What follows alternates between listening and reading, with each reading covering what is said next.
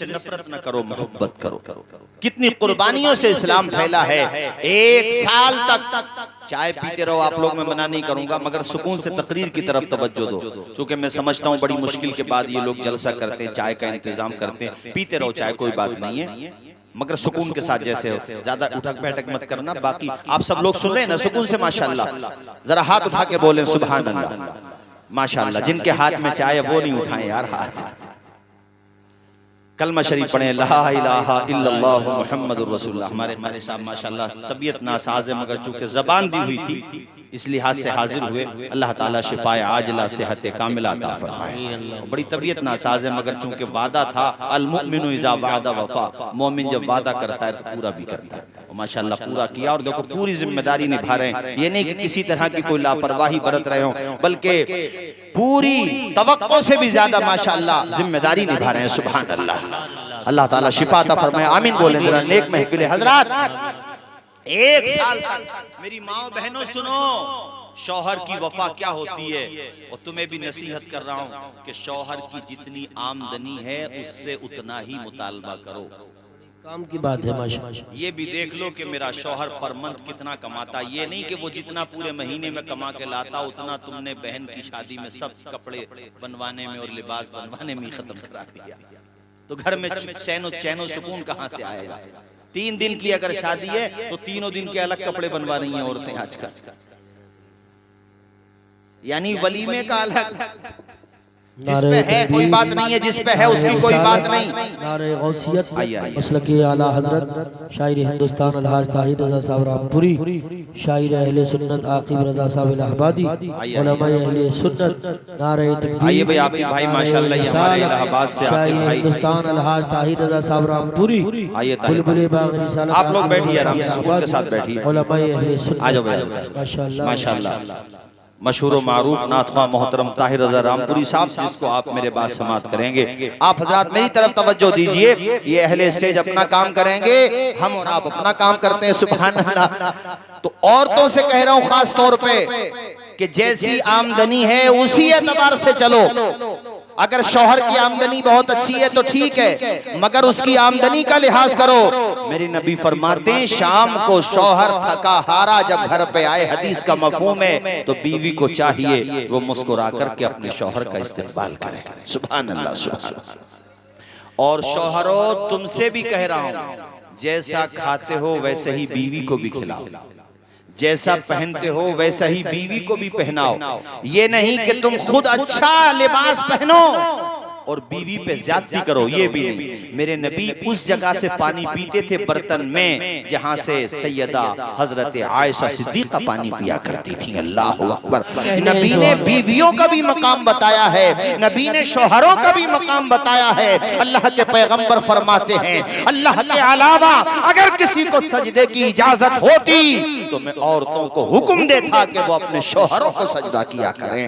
वो औरत जो दुनिया से इस हालत में जाए कि वो शरीयत की पाबंद थी, मुत्तकिया परहेजगार थी, पाबंदे सौमो सलात थी, वो जितने की मुकल्लफ थी उस पे उसने अमल किया और उसका शौहर उससे राजी। हुजूर कहते हैं जन्नत के सारे दरवाजे उस खातून के लिए खोल दिए जाते हैं, वो जिस दरवाजे से चाहेगी जन्नत में दाखिल हो जाएगी।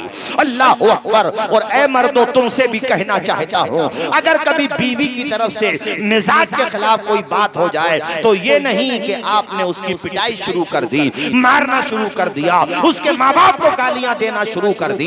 कभी ऐसा भी होता है जहेज में कोई बात कम रह गई, कोई मुतालबा पूरा ना हुआ, तो ये नहीं होना चाहिए कि बीवी के सामने उसके बाप को गालियां दी जाए, उसके भाई को गालियां दी जाए। अरे वो बेटी है अपने बाप की, खुद पिट जाएगी मगर अपने माँ बाप को गालियां सुनना बर्दाश्त नहीं करेगी।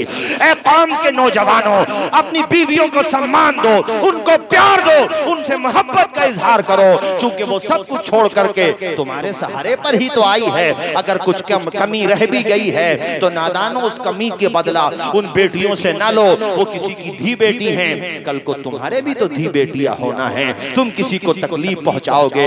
इस्लाम दिलों को तोड़ने की बात नहीं करता है, टूटे हुए दिलों को जोड़ने की बात करता है।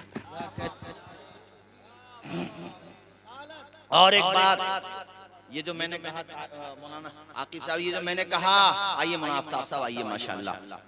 चाय तो पी लिया आप सब लोगों ने, जिसको मिल गई कोई बात नहीं है, मैंने मना नहीं किया, क्योंकि मैं समझता हूँ इस बात को कि बड़ी मशक्कत के बाद कमेटी वाले, हमारे रजा एक्शन कमेटी, क्या नाम है कमेटी का, रजा कमेटी, माशाअल्लाह, अल्लाह खुश रखे। क्या करोगे?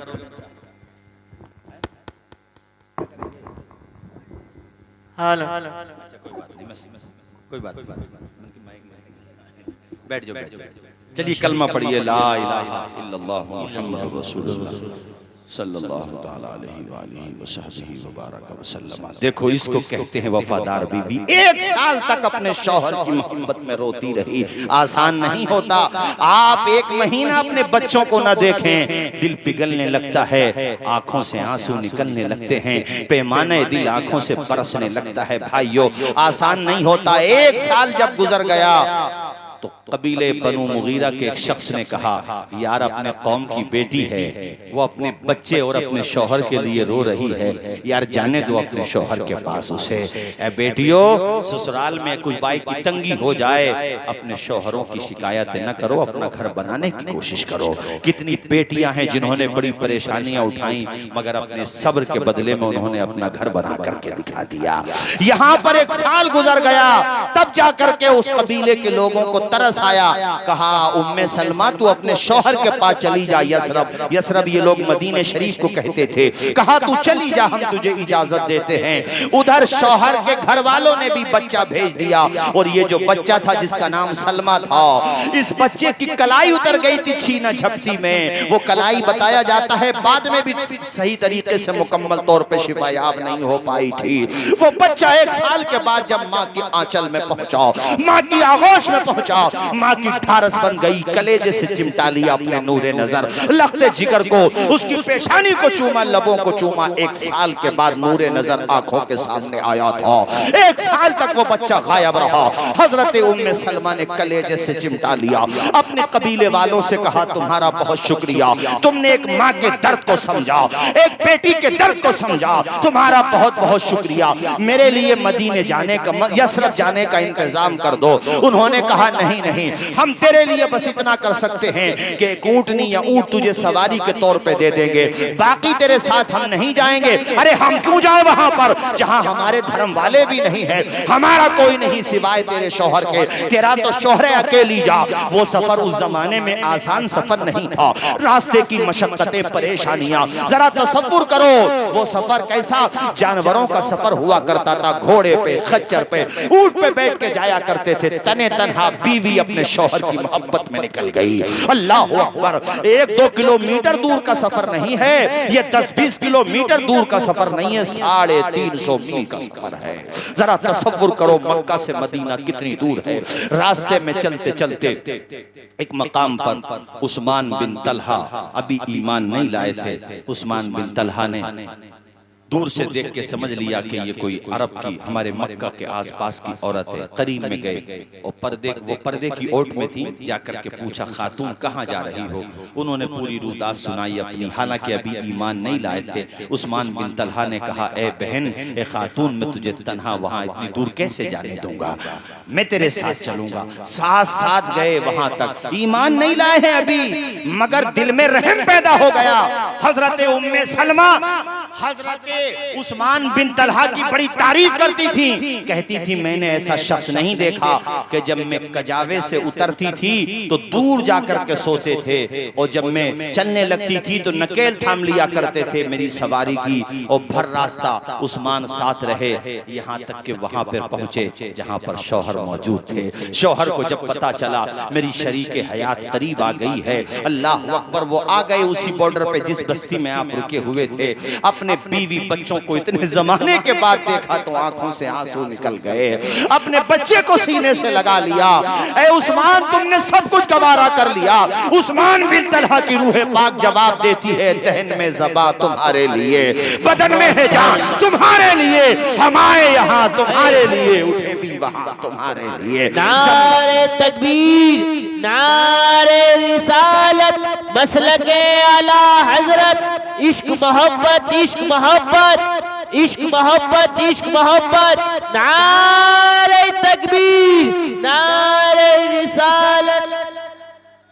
सीरत की किताबों में उस्मान बिन तलहा का और सीरत की किताबों में हजरत उम्मे सलमा, अबू सलमा और सलमा का जिक्र मिलता है। क्यों मिलता है? इसलिए कि उन्होंने दीन के लिए कुर्बानी दी थी। जोर से बोलो, दीन के लिए। आज तो तुम्हें अपना वतन छोड़ना नहीं पड़ रहा। कोई तुमसे कह रहा कि इतनी खोटी छोड़ो, अपने वहां रह रहे हो आराम से, अल्लाह का शुक्र है। तुम माइक में आजान दो, माइक में जलसा करो, कोई मना नहीं कर रहा तुमसे, मगर तुम तो मस्जिदों को भरो खुदा के। आज तुम पे क्या परेशानी है? परेशानी का दौर तो वो था जब एलानिया कलमा भी नहीं पढ़ सकते थे। मशक्कतों का दौर तो वो था कि जब कोई एलानिया कलमा शरीफ पढ़ दे